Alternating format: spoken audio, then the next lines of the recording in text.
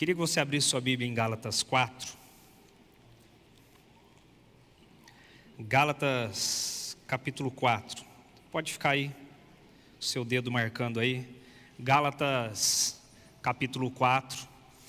Há 15 dias atrás nós estudamos Gálatas capítulo 3.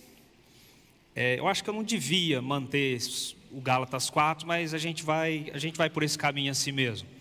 Mas Gálatas capítulo 4, ele pode ser dividido em 3 partes para que nós possamos estudar e ver o que realmente Deus tem a nos dizer aqui. Se você for em Gálatas do capítulo 4, do verso 1 a 11, tem tudo a ver com o capítulo 3. Quem esteve aqui há 15 dias atrás deve entender aí. Mas tem tudo a ver com o que nós falamos sobre lei e graça no capítulo 3. Do capítulo 12 ao 20 é um trecho muito particular de Paulo. É um trecho onde ele vai falar mais ou menos assim, sabe por que eu fui duro com Gálatas, enviando essa carta? Sabe por que eu fui duro? Aí ele vai dar os motivos dele e a gente não vai muito se ater a isso aqui. E Gálatas vai voltar no verso 21 ao 31, falar sobre o que ele está falando aqui o tempo todo. Lei e graça. Que é essa tensão que ele está escrevendo ali. É as obras e a graça, as obras e a fé. E eu queria ler com você alguns trechos. Gálatas capítulo 4, verso 1 em diante, diz assim: digo, pois, que durante o tempo em que o herdeiro é menor, em nada difere do escravo, posto que ele é senhor de tudo, mas está sob tutores e curadores até o tempo pré-determinado pelo pai. Assim também nós, quando éramos menores, estávamos servilmente sujeitos aos rudimentos do mundo. Vindo, porém, à plenitude do tempo, Deus enviou o seu Filho, nascido de mulher, nascido sob a lei, para resgatar os que estavam sob a lei, a fim de que recebêssemos a adoção de filhos. E porque vós sois filhos, enviou Deus ao nosso coração o Espírito do seu Filho, que clama: Abba, Pai. De sorte que já não és escravo, porém filho, e sendo filho, também herdeiro por Deus. Outrora, porém, não conhecendo a Deus, servieis a deuses que por natureza não são. Mas agora que conheceis a Deus, ou antes sendo conhecidos por Deus, como estáis voltando outra vez aos rudimentos fracos e pobres, aos quais de novo quereis ainda escravizar-vos?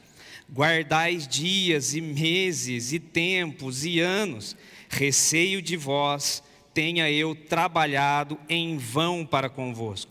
Pula lá para o verso 21 agora, vamos pular essa parte pessoal dele.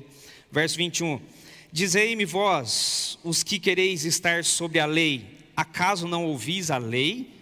Pois está escrito que Abraão teve 2 filhos, um da mulher escrava, Agar, e o outro da livre, Sara. Verso 23, mas o da escrava nasceu segundo a carne, o da livre mediante a promessa. Essas coisas são alegóricas, porque estas mulheres são 2 alianças. Uma, na verdade, se refere ao Monte Sinai, que gera para a escravidão. Esta é Agar. Ora, Agar é o Monte Sinai, na Arábia, e corresponde a Jerusalém atual, que está em escravidão com seus filhos. Mas a Jerusalém, lá de cima, é livre, a qual é nossa mãe, porque está escrito: alegra-te, ó estéril, que não dás à luz, exulta e clama, tu que não estás de parto, porque são mais numerosos os filhos da abandonada que os da que tem marido. Vós, porém, irmãos, sois filhos da promessa, como Isaque. Como, porém, outrora o que nascera segundo a carne perseguia o que nasceu segundo o Espírito, assim também agora. Contudo, que diz a Escritura? Lança fora a escrava e seu filho, porque de modo algum o filho da escrava será herdeiro com o filho da livre. E assim, irmãos, somos filhos não da escrava, somos filhos sim da livre. Cara, Paulo vai pegar alguns exemplos aqui, algumas analogias que são assim espetaculares. São muitos textos para que nós possamos discorrer neles no pouco tempo que temos aqui. Mas o capítulo 4 ele vai dar uma continuidade ao capítulo 3. Tem uma história bem interessante de Jean Valjean. Jean Valjean é um dos personagens do livro Os Miseráveis, escrito por Victor Hugo. Jean Valjean, ele rouba um pão, e ele fica preso 19 anos, porque ele roubou o pão. Depois que ele é solto, depois de 19 anos, depois de ter roubado o pão, ele é solto, todo mundo sabia que ele tinha sido preso, 19 anos e tal. O pessoal começa a olhar para ele meio atravessado, ele começa a ter suas críticas sociais. E aí sabe o que acontece? passeando na rua, sem ter o que fazer, ninguém dá chance. Ele conhece o bispo. O bispo, então, chama Jean Valjean e fala assim: Jean, quer ir para minha casa? Que ninguém vai te levar. E leva ele para a casa dele. Jean Valjean, quando vai para a casa do bispo, lá ele tem moradia, lá ele tem comida, e ele está se servindo ali. Só que Jean Valjean começa a observar ao seu redor e começa a ver que o bispo tinha uma boa prataria. Colheres, talheres de prato, e ele fala assim: isso deve ter algum valor. Aí sabe o que acontece? Eles vão dormir. No meio da noite, Jean Valjean vai lá, pega a prataria mais cara do bispo, coloca na sua bolsa e vai embora. Na manhãzinha, o inspetor, chamado Javert, o inspetor pega Jean Valjean. E aí quando o inspetor pega Jean Valjean, ele vê que aquela prataria não é dele, que ele é um ladrão, ele também não fala nada, e pega ele, os guardas, e vão até a casa do bispo falar: bispo, encontramos as coisas, porque a gente viu que ele dormiu na sua casa. E aí levam Jean Valjean até o bispo. E aí quando chegam lá na casa do bispo, mostra: bispo, está aqui Jean Valjean, encontramos ele com as suas sacolas cheias de pratarias. E aí o bispo fala assim: deve ter havido algum engano. Eu dei de presente essas pratarias para ele. Os guardas não entenderam direito o que estava acontecendo. Falaram: mas como assim? Ele fugiu no meio da noite? Não, isso aqui que está com ele é exatamente o presente que eu dei para ele. Aí o bispo, depois que todo mundo vai embora, o bispo então vai conversar com Jean Valjean. E nas palavras do bispo ele diz assim: Jean, com esta prata eu comprei a sua alma. Vá e torne-se um homem melhor. Jean Valjean então se sente chacoalhado, porque ele fala assim: que amor é esse? Que graça é essa? Como pode alguém, depois de tudo que eu fiz, me deu comida, casa, eu venho aqui, roubei ele, e agora ele mente ainda para falar que me deu de presente para eu não ser preso? Isso é graça. E o bispo então vai, digamos assim, liberá-lo. Mas enquanto ele tenta mudar de vida, o Jean Valjean, sabe o que acontece? Toda hora o inspetor Javert está no pé dele, lembrando: dessa você escapou, mas não se engane, você é um criminoso, você é um ladrão, você roubou. Por mais que Jean Valjean tenta recomeçar a sua vida, um inspetor está o tempo todo lembrando ele: você roubou, você fez algo errado, eu estou de olho em você, mais cedo ou mais tarde eu te pego, dessa vez passou.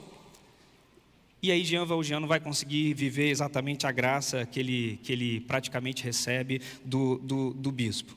Nessa história contada por Victor Hugo nos Miseráveis, o bispo vai representar a graça da qual nós recebemos. Um inspetor que persegue e lembra o tempo todo que Jean Valjean é um pecador, que ele é um ladrão, que ele está roubando, o inspetor é simbolizado exatamente pela lei. Graça e lei, o que nós exatamente encontramos aqui em Paulo falando no capítulo 4. Aliás, Paulo no capítulo 4 vai dar alguns exemplos. Ele fala assim: Sara, essa história é espetacular quando ele cita e do jeito que ele cita. Sara, Abraão e Agar. Ele fala assim: Abraão recebeu um convite para sair da parentela dele para uma terra prometida. Tinha 75 anos. Quando ele recebe esse convite com 75 anos, o que ele faz? Ele vai. Só que quando ele vai, ele fala assim, ele já está morando 10 anos depois disso, ele já está com 85 anos, ele já está morando na terra prometida, só que a terra ainda não é dele, e ele fala assim: Deus me prometeu um herdeiro. Alguns teólogos vão discutir, né, se Abraão saiu para ter uma nova terra ou para ter um herdeiro, mas enfim. Mas aí ele fala assim: e eu não tenho herdeiro, já se passaram 10 anos e nada acontece. E aí ele, Abraão, com a mulher livre, Sara, entram num consenso para que Abraão tenha então à sua disposição a escrava, a serva Agar, para que tenha relação com ela, para que aí sim nasça um filho da linhagem de Abraão.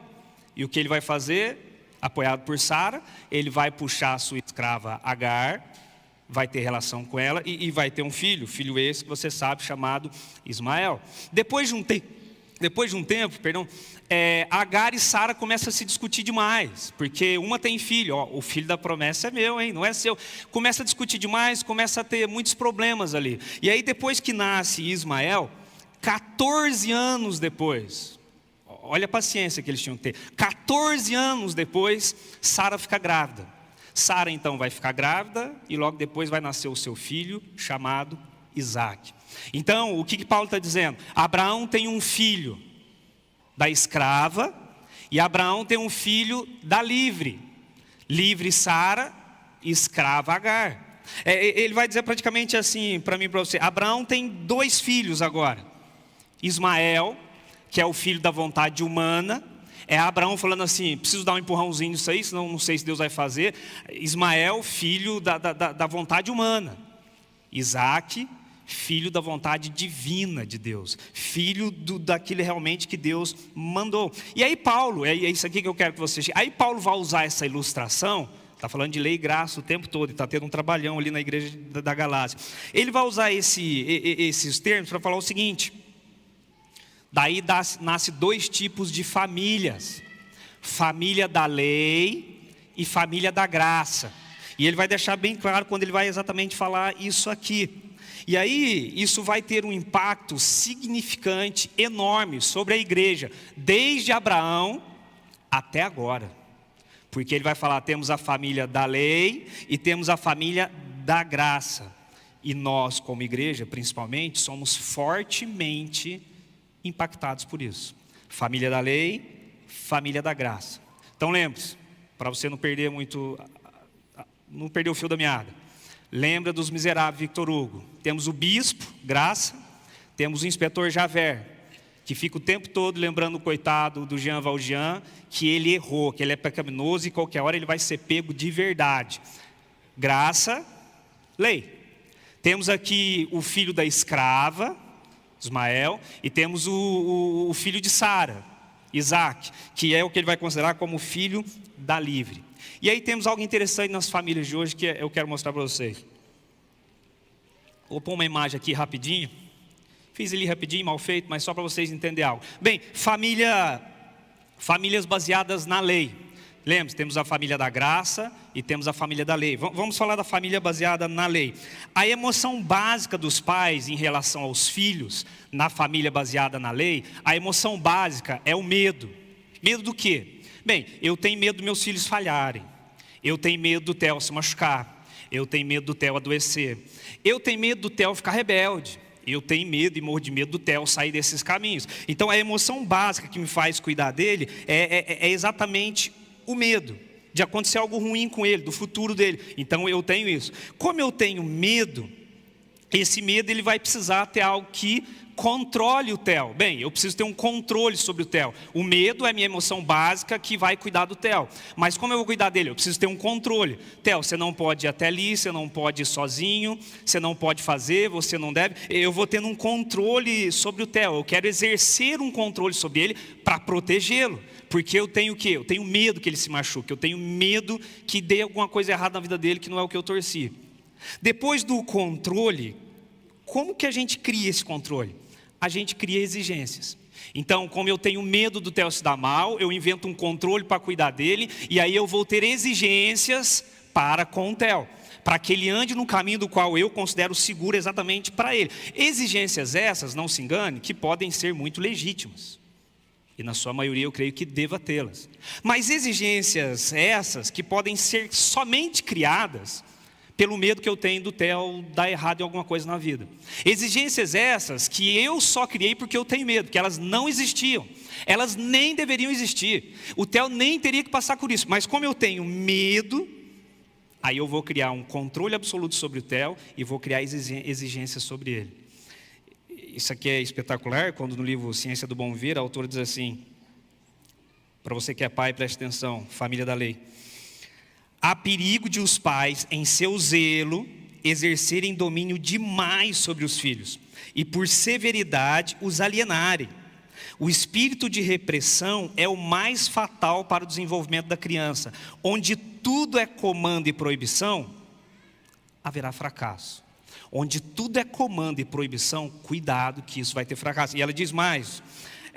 não é ela agora, o nosso doutor César Vasconcelos, ele tem um livro bom chamado Culpa, um veneno que paralisa. Ele diz assim: a rigidez dos pais geralmente nasce do medo. Pais ansiosos projetam seu medo nos filhos por meio de exigências. Eles acreditam estar protegendo, mas na verdade estão criando culpa, medo e afastamento. Então, é o que Ellen White fala, junto com o Dr. Vasconcelos, com essa severidade toda na família da lei, a gente pode estar indo para um caminho errado. A gente acha que está segurando, deixando tudo certinho, quando a gente menos vê, já está mais rebelde do que nós realmente imaginávamos. Bem, no começo do livro de Gálatas, diz que os falsos mestres chegaram até a Galácia expondo medo. Só tinha medo sobre ela. Era mais ou menos assim, os falsos mestres. Ei, cuidado, hein? Olha o que você está fazendo aí. Seu nome deve estar passando agora no juízo, hein? No livro de Deus. Cuidado. Ó, cuidado com o que você está fazendo. Você pode não ir para o céu por causa disso. Ó, cuidado. Isso aí vai te levar para baixo e trazer a maldição de Deus exatamente sobre sua vida. Ou seja, teologia do medo. O que eles faziam com a igreja da Galácia? Medo. Por que medo? Para controlar. Quando você tem o medo, você controla, e você controla através de exigências. Não faça, não pode, não vá, não toque, não use, não come, medo. E é através dessas exigências, dentro desse controle, esses falsos profetas queriam controlar a Galácia. Não é à toa que Paulo vai chegar ali e vai chegar assim, batendo muito forte. Ellen White, no livro Caminho a Cristo, diz assim, preste atenção, é o espírito de Satanás que leva os homens a olhar para Deus como um ser severo e inexorável. Foi para dissipar essa densa treva, revelando ao mundo o infinito amor de Deus, que Jesus veio viver entre os homens. Lembra semana passada, 15 dias atrás, quando nós falamos do momento infantil do povo de Israel? Bem, a gente já vai falar mais disso. No nosso livro de crenças, o Nisto Cremos, tem uma frase interessante lá que diz assim: a tentativa de obter a salvação pelas obras, ela é incompatível com o evangelho da graça. O comportamental para alcançar algo assim é incompatível, é a graça. George Knight, um dos nossos grandes teólogos e autores, ele tem um livro Busca da Identidade Adventista, ele fala assim: o legalismo é uma doença que ataca o coração do cristianismo. Ele substitui a relação com Cristo por um sistema de regras, levando o crente a viver como escravo da performance e da culpa. Aquela tabela de regras que eu tenho que seguir, sou obrigado a seguir o tempo todo. É o que nós fazemos como família da lei. Nós temos um medo de ir, sair, fazer tal. A gente quer exercer um controle. Para ter esse controle a gente cria exigências, das quais algumas nós nem temos muito fundamento, para ter controle. E para dar, digamos assim, uma certa segurança ali. Toda essa relação que é gerenciada pelo medo, o medo é o ponto de partida. E no nosso caso como cristão, não é a fé.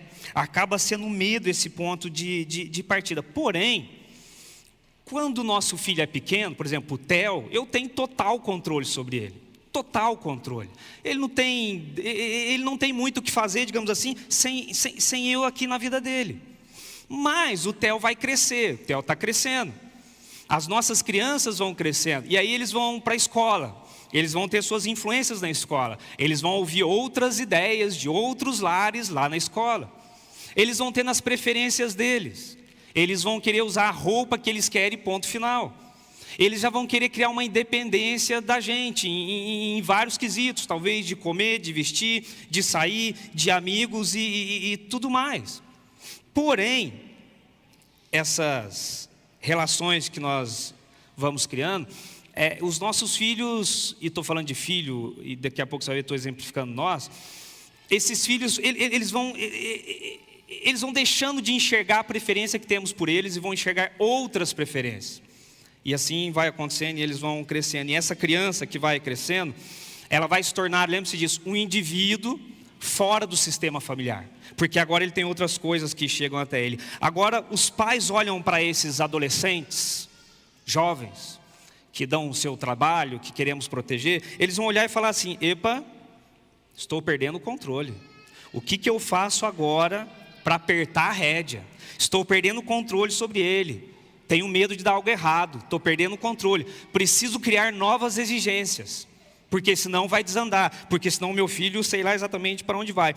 Qual é a reação dos filhos que, querendo ou não, acabam percebendo isso? Bem, papai e mamãe, se a minha relação contigo vai se basear nesses termos, vai ser difícil ter uma relação contigo. No entanto, ser adolescente, ser jovem, eles são dependentes nossos ainda, financeiro e emocional. Não tem para onde correr, não tem o que fazer.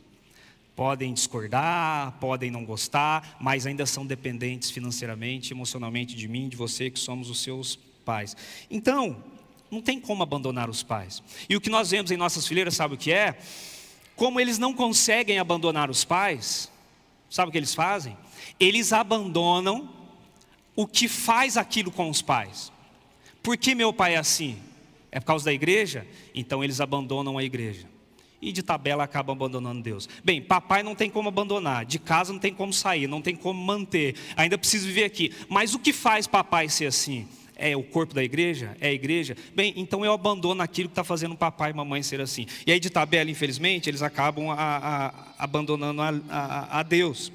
Essa é uma relação mediada por lei. Você tem medo, você impõe suas coisas sobre seus filhos, e você se relaciona com os filhos, eu e você, através da lei, que é onde nós vamos gerar alguns problemas com ele. A lei passa a ser o centro. A lei passa a ser o centro. É interessante quando Ellen White vai falar que quanto maior as exigências no lar, maior a probabilidade de rebeldia.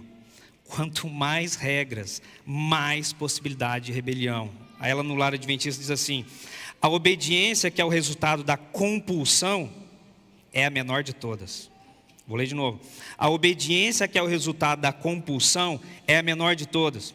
O coração não foi conquistado. Uma atmosfera fria, rígida, cheia de censura, pode conter os impulsos, mas também sufoca o amor e acaba gerando rebeldia. Ela diz mais: alguns pais, por sua severidade e rigor, fazem com que os filhos se tornem desobedientes e rebeldes. Em vez de corrigirem os defeitos, se tornam piores. Ao educar o Theo e ler essas palavras, eu confesso para você que quando li pela primeira vez, bate um pouco de frente com o pensamento que nós temos. Não posso ser rígido demais, também não posso deixar Deus dará, ou seja, por que caminho eu corro? De um jeito dá errado, parece que do outro também é propenso a dar errado. Essas palavras não são minhas, essas palavras estão aqui, Conselho sobre Educação e Lar Adventista. Bem, já viu falar quando você aperta uma torneira mais do que devia e ela vaza? É isso. Lá em Minas nós temos um ditado mais ou menos assim: não aperta muito a porca, senão ela espana. Ou não aperta muito o parafuso, senão espana, senão estraga. Então aperta o quê? No limite. Seria palavras para mim e para você que somos pai. Cuidado. Não aperta demais que dá problema. Aperta no limite que tem que ser exatamente apertado. Porque a mente da pessoa, dos nossos jovens, adolescentes, crianças, até dos nossos adultos, fica tão pressionada, mas tão pressionada, que ela começa a ser exprimida para soltar algo. E quando ela começa a ser exprimida para soltar algo, uma hora vai ter que dar vazão.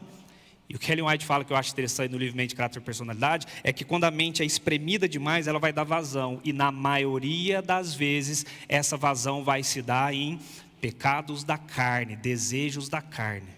E esse é o problema que nós vamos ter com algumas pessoas. Ela diz assim: a mente, quando mantida sob constante pressão e disciplina severa, rebelar-se-á.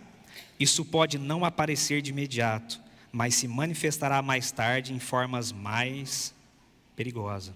Isso aqui ela está falando da pressão emocional que se acumula. Mais cedo ou mais tarde isso solta, isso sai, e de uma maneira muito mais perigosa do que nós imaginamos. Ela diz mais: Ciência do Bom Viver, muitos caem em pecado não porque não desejam fazer o bem.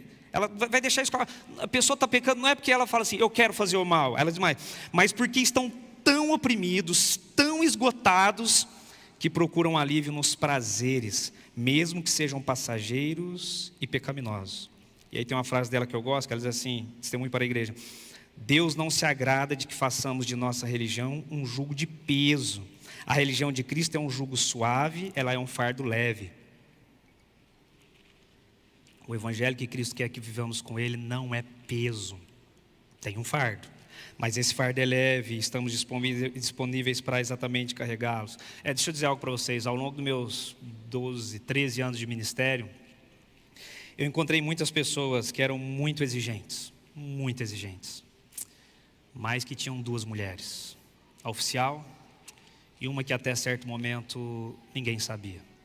Encontrei pessoas que eram muito exigentes dentro de um escopo que nós chamamos de igreja, mas não demorou muito para se descobrir o seu vício, por exemplo, em pornografia. Pessoas que eram muito exigentes com A, com B, com fulano, com ciclano, com um escopo espiritual, mas que de repente aparecem conversas um pouco mais calientes na internet com outras pessoas. Pessoas muito exigentes que no seu momento a mente apertou tanto que precisou dar vazão. E essa vazão foi dada como diz Ellen White, foi dado nos desejos da carne. Ela saiu, mas saiu de uma forma totalmente perigosa. Porque a mente, quando é muito espremida, Ellen White vai falar em mente, caráter, personalidade, nós criamos uma vida oculta, porque a gente não aguenta viver aquilo. Então a gente cria uma vida oculta, seja na internet, seja na nossa casa, seja no nosso bairro, seja só com uma pessoa, seja com um grupo. A gente vai criar exatamente uma vida oculta. E Deus não nos fez para viver nesse tipo de ambiente.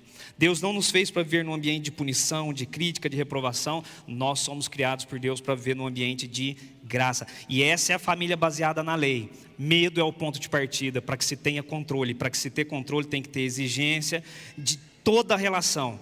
A lei é o centro e exatamente nada mais. Mas temos uma outra família que Paulo vai falar, que é a família baseada na graça. Vou colocar o PowerPoint aí, é só mais uma imagem. Jesus e a graça dele. É exatamente isso que nos une. O que vai unir você e outra pessoa é Jesus e a graça dele. Por exemplo, você tem seu partido político e eu tenho o meu. São diferentes. Aliás, para deixar claro, eu não tenho apolítico. Nem é centro, nem direita, nem esquerda. Mas você tem seu partido político, o outro fulano tem outro partido. Você torce para um time de futebol, o outro vai torcer para outro time de futebol. Vocês têm gostos, vocês têm visões diferentes de mundo, do que vai, do que não vai. Você tem o seu tipo de culto, que você faz na sua casa. O outro tem um tipo de culto que ele faz na casa dele. E a gente não está medindo qual é mais sagrado, qual não é mais sagrado. Você tem seu estilo de música, que você gosta de ouvir, seja no seu carro, na sua casa, que você gosta de ouvir na igreja. E o outro tem um outro estilo de música.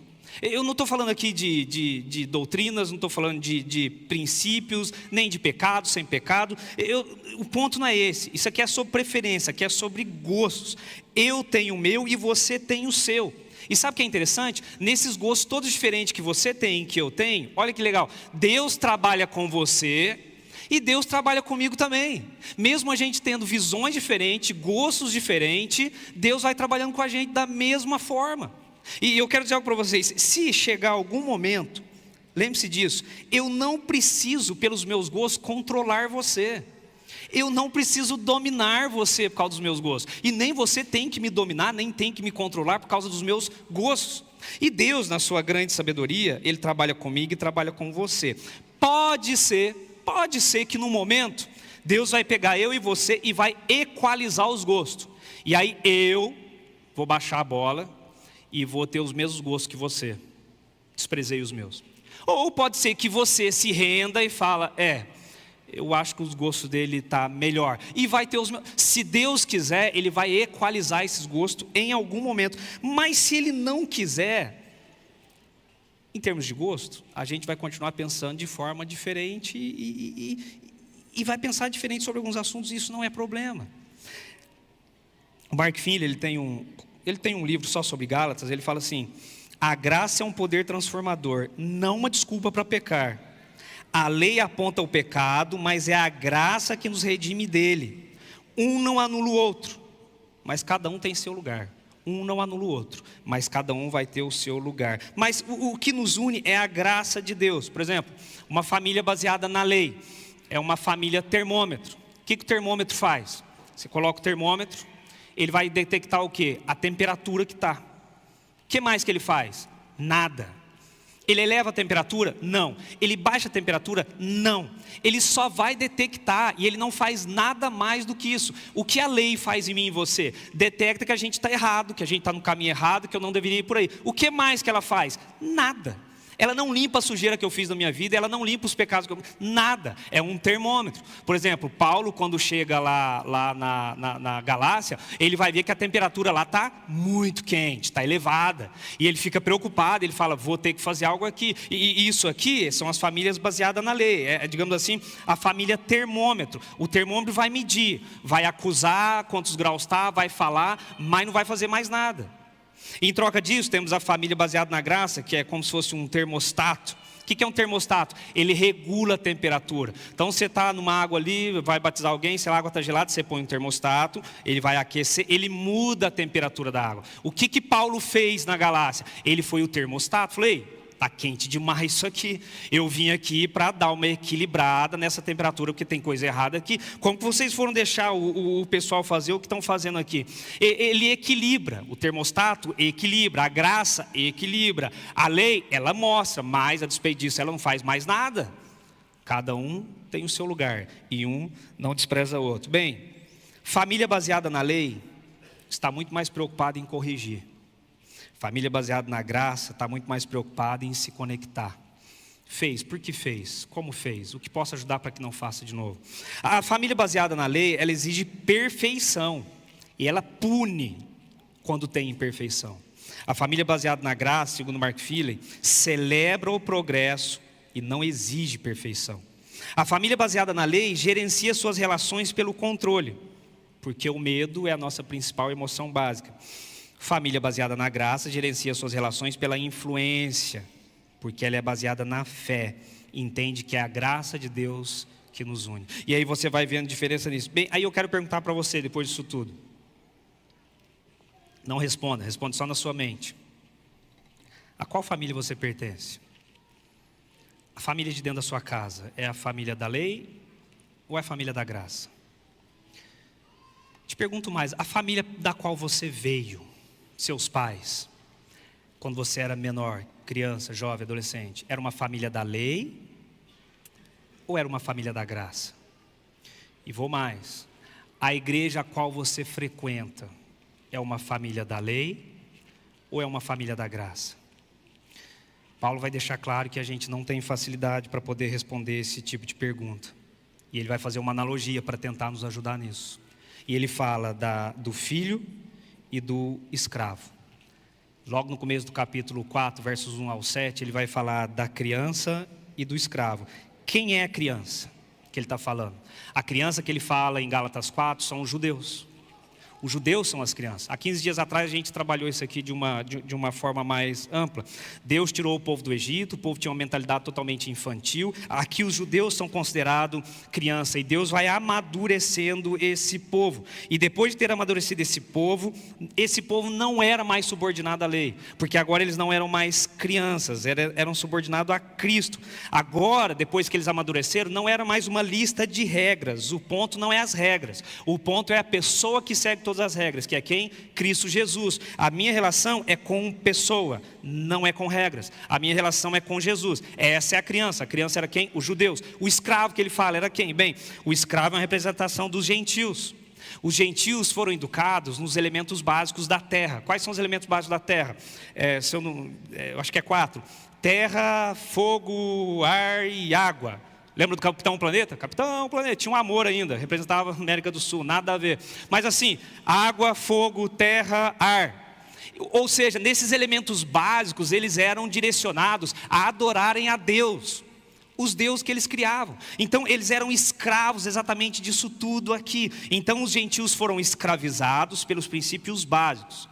Mas depois conheceram a Cristo e se tornaram livres. Então, tanto o judeu quanto o gentil aceitaram a Cristo. O judeu saiu da escravidão da lei e passou a servir a Cristo. O gentil saiu da escravidão do paganismo e passou a servir a Cristo. Ambos saíram da escravidão. E é interessante quando Paulo vai falar isso, que ele fala assim, é como se ele fala, judeus saem de crianças e se tornam adultos. Os gentios saem de escravos e passam a ser filhos.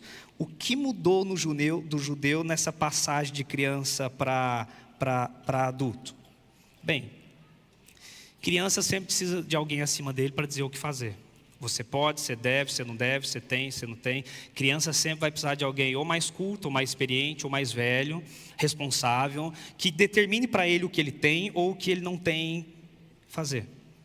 Paulo, por exemplo, quando ele vai falar dos falsos mestres, que querendo ou não ele vai dar o nome de legalistas, ele fala, ei, Galácia, vocês deixaram esse pessoal chegar aqui falando para vocês o que faz, o que não faz, de onde eles tiraram isso? Ou seja, o que vocês creram até aqui não adiantou nada. Capítulo 3 de Gálatas. Não adiantou, eu tô achando que o trabalho que eu estou fazendo aqui está em vão, porque parece que não estamos chegando a lugar nenhum, parece que não está adiantando nada. O que ele vai dizer para mim e para você é que essas crianças elas precisam de alguém, uma pessoa madura. Infelizmente, hoje, no nosso meio evangélico, o povo parece que gosta de ter medo para ter quem ou o que, a igreja o controle, para que forneça para ele exigências, para que ele saiba que está andando no caminho certo. Eu quero dizer algo bem com carinho e amor para você. Se você ainda depende de alguém para te passar isso tudo, você ainda é uma criança. E não tem nada de errado nisso. Alguns de nós somos adultos, mas espiritualmente a gente ainda é criança. A gente ainda está aprendendo. E que bom que você ainda consulta pessoas para saber o que faz, o que não faz. Mas depois de um tempo, não dá para viver assim mais. Depois de um tempo, você vai ter que adultecer, que é exatamente o que acontece com os judeus. George Knight, falando deles, fala assim: eles buscavam um tipo de segurança espiritual baseada na onde? No comportamento, não na fé. Isso anula a essência do evangelho. Se você precisa de alguém com uma suposta autoridade para dizer a você se você pode ou não pode fazer, lembre-se, você ainda é uma criança. E Ellen White diz assim: se o coração está em comunhão com Cristo, o crente conhecerá a sua vontade e a seguirá não por medo, mas exatamente por amor. Sabe qual é todo o problema que Paulo está enfrentando aqui, que a gente deve terminar de ver na próxima semana, em Gálatas? É que o legalismo ali está transformando coisas que nós podemos fazer em coisas que nós somos obrigados a fazer. Tem coisas que nós podemos fazer e seria muito bom se fizesse.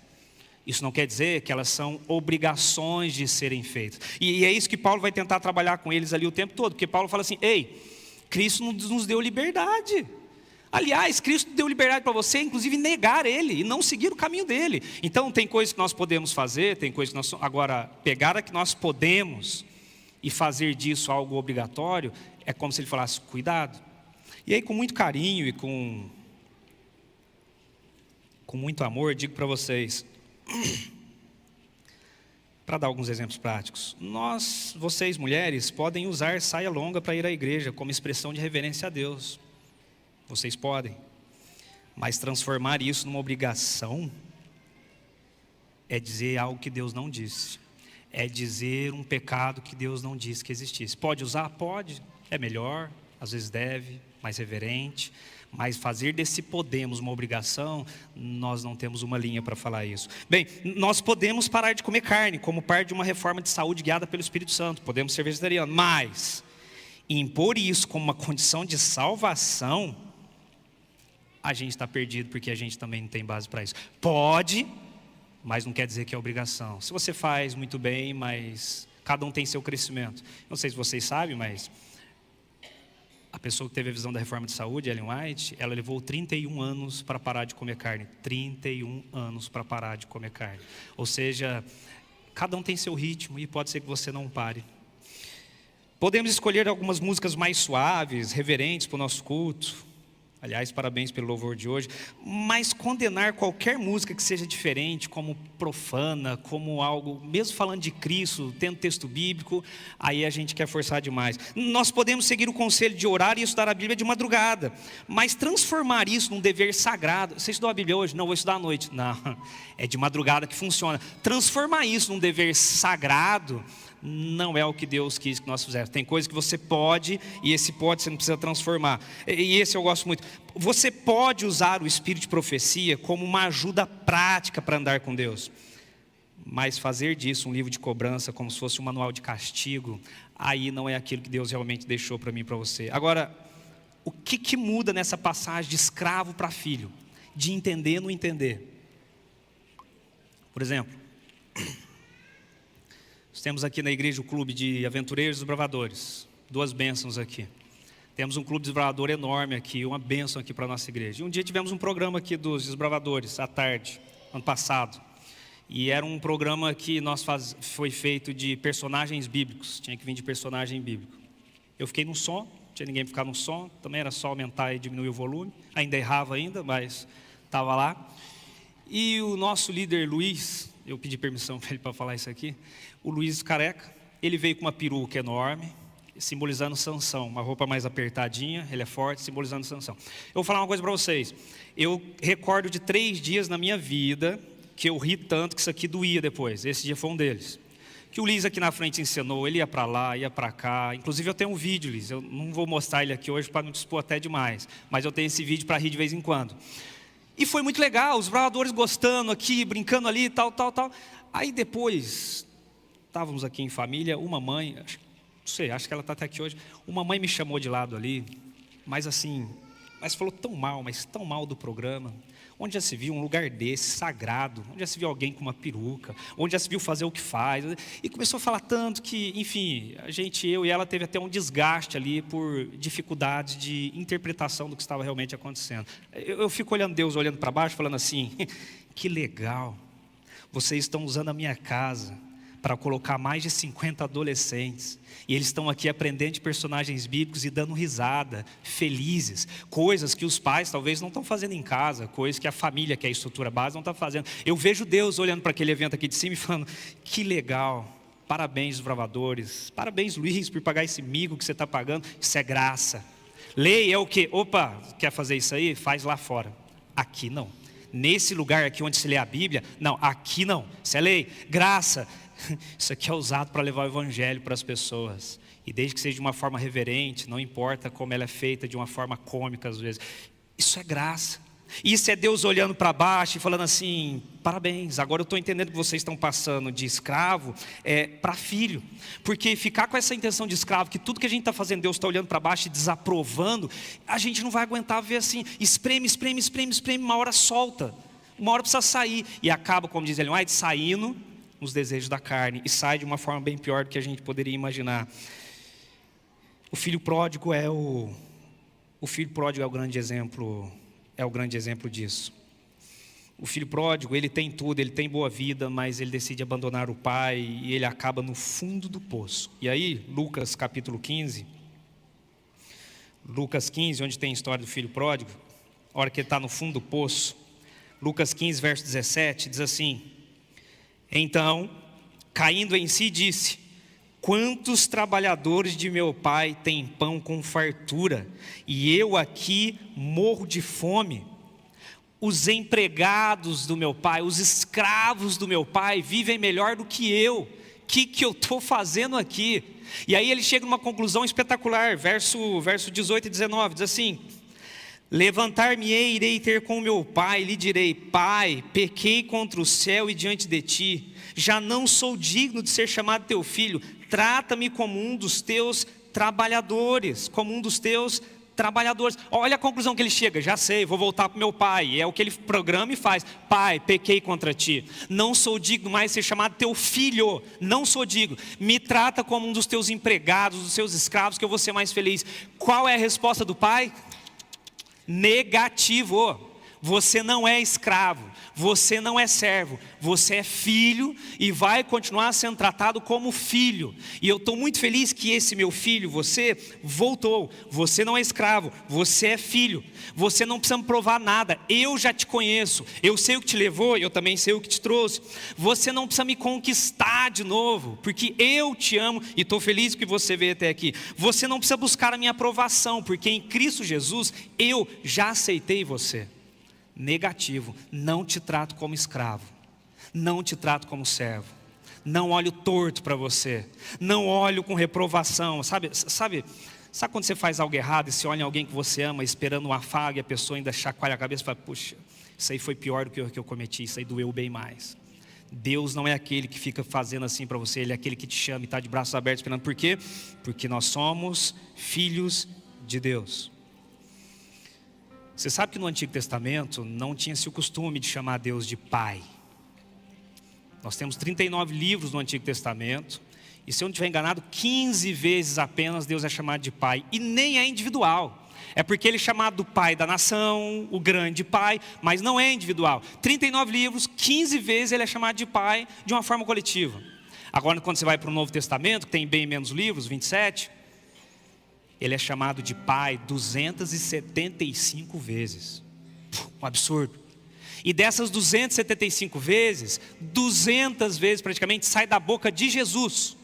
É o próprio Jesus tendo esse relacionamento: eu sou o filho, Ele é o nosso pai, Ele é o meu pai, para falar, Ele é o pai de vocês. O pai é nosso, o pão é nosso, é o pai que Ele é nosso.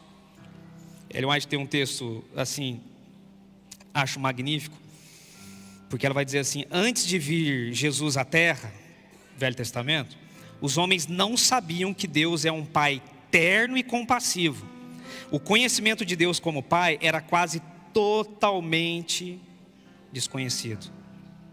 A relação de Jesus com Deus Pai, ela é tão grande, ela é tão absurda, que Jesus vai chamar Deus de Abba. Abba é paizinho, meu paizinho, de amor, de contato, de intimidade. Sabe que alguns sociólogos dizem que quando nós chamamos pessoas no diminutivo, demonstra o tamanho amor que nós temos por ela. Aliás, peguei uma referência aqui da Estela Mares, ela diz assim, uma socióloga: o uso do diminutivo não é apenas uma questão gramatical, mas revela laços sociais de afeto, ternura ou intimidade. Dizer paizinho, filhinha, amorzinho, é uma forma de expressar proximidade emocional. Aí Jesus chega e fala: paizinho, Abba, Pai. Por quê? Porque ele queria passar isso para mim e isso para você. Ele vai dizer assim: Jesus apresentava a Deus aos homens como um Pai terno e compassivo. Agora, se você esquecer tudo de hoje, decora essa frase dela. Jesus queria que compreendêssemos Deus não como um legislador distante, regras, mas como um Pai afetuoso e confiável. Procurava desviar-lhes a atenção da formalidade das cerimônias, ensinando-os a adorarem a Deus como sendo seu Pai. Aliás, tem um único momento na Bíblia, Mateus capítulo 27, que Jesus não chama Deus de Pai. Ele está falando com Deus, ele está ali na cruz, mas chega um momento que ele não usa a expressão Pai, ele não se trata como filho, não trata Deus como Pai. Mateus 27, verso 46. Por volta da hora 9, clamou Jesus em alta voz, dizendo: Eli, Eli, lama sabachthani. O que quer dizer: Deus meu, por que me desamparaste? Aqui ele não chama Deus de Pai. É a única vez que ele não chama Deus de Pai. Sabe por que ele não chama Deus de Pai aqui?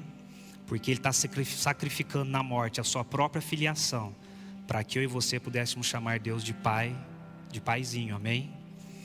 Ele sacrificou a filiação dele naquele momento, falando: Deus meu, agora eu morro por eles, para que eles também tenham o prazer de te conhecer como Pai, e que possam também te chamar como um paizinho.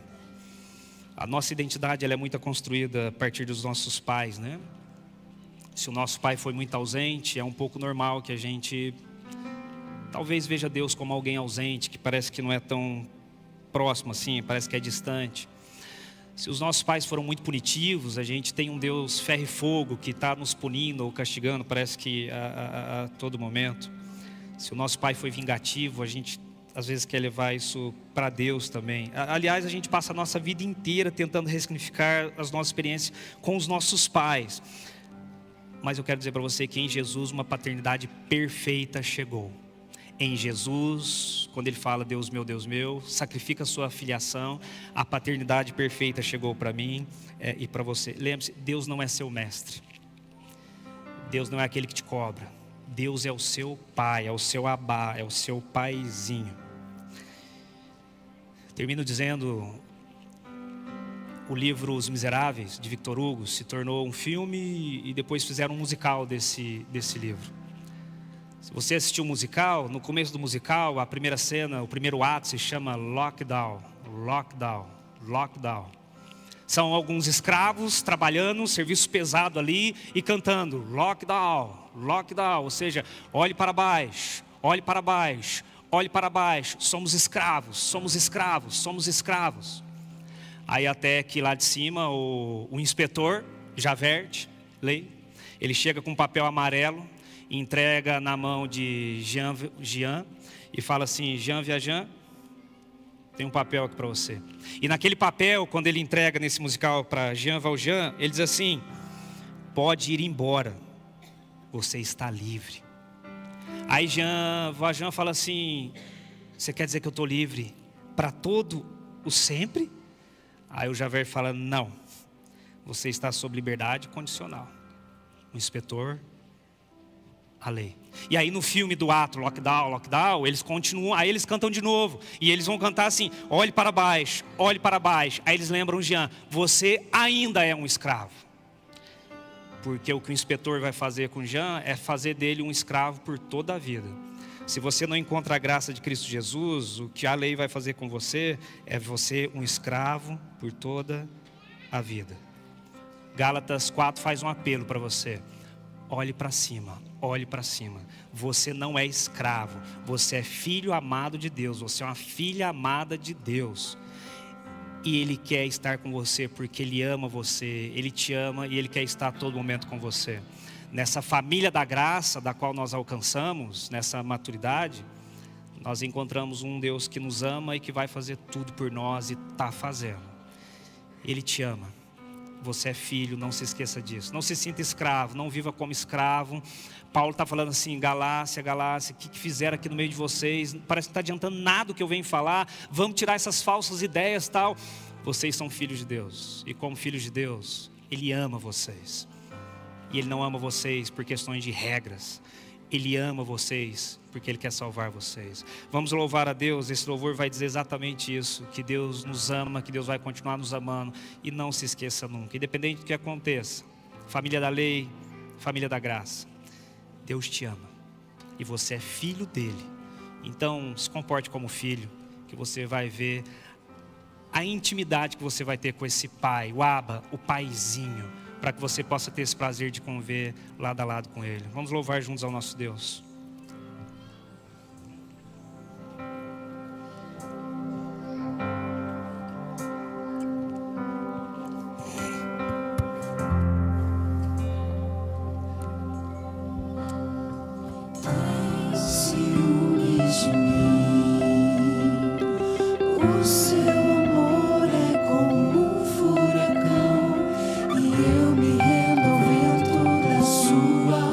Misericórdia.